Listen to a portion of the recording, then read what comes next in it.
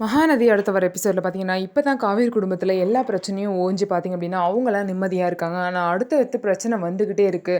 புதுசாக பார்த்தீங்கன்னா, காவேரியோட அப்பாவுக்கு பார்த்தீங்க அப்படின்னா, செகண்ட் ஒய்ஃப் இருக்குன்னு சொல்லிட்டு அவங்களும் அவங்க பிள்ளைங்களும் வந்து பார்த்தீங்கன்னா, எங்களுக்கு சொத்துல பாதி பங்கு வேணும்னு சொல்லிட்டு கேட்குறாங்க. ஸோ இதனால குடும்பமே வந்து ரொம்பவே வந்து பார்த்தீங்க அப்படின்னா கஷ்டத்தில் இருக்குது. அவங்க சொத்து கேட்குறாங்க அப்படிங்கிறத விட, தான் புருஷன் இப்படி ஒரு துரோகத்தை தனக்கு பண்ணிட்டாங்களே, இதுக்காக தான் அவர் வந்து 5 வருஷத்துக்கு ஒரு தடவை ஊருக்கு வந்துட்டு இருந்தாரா, சம்பாரிச்ச எல்லா காசும் அந்த குடும்பத்துக்கு வந்து செலவு பண்ணியிருக்காரு.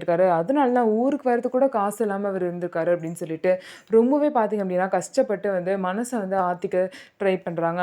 ஆனா பார்த்தீங்க அப்படின்னா, சாரதானால இந்த துரோகத்த கொஞ்சம் கூட ஏத்துக்கவே முடியல. அவங்க கோவத்துல பார்த்தீங்க அப்படின்னா, அவங்க ஹஸ்பண்டோட ஃபோட்டோவெல்லாம் எடுத்து உடைக்கிறாங்க.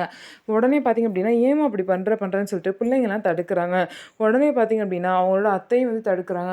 உடனே பாட்டிக்கிட்ட பார்த்தீங்கன்னா, சாரதாம்மா என்ன புள்ளைய வளர்த்து வச்சிருக்கீங்க? இப்படி ஒரு பிள்ளைய வளர்த்து வச்சிருக்கீங்க.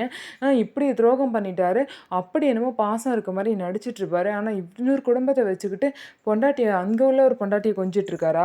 அப்படின்னு சொல்லிட்டு பார்த்தீங்க அப்படின்னா, அவங்க கோவத்தெல்லாம் அவங்க ஆதங்கத்தோட பேசுவாங்க.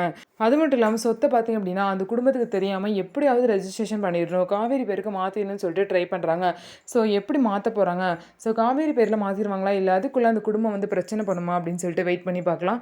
நம்ம வீடியோ உங்களுக்கு பிடிச்சிருந்தா நம்ம வீடியோவ லைக் பண்ணிக்கோங்க. மறக்காம நம்மளோட சேனல சப்ஸ்கிரைப் பண்ணிட்டு பாருங்க.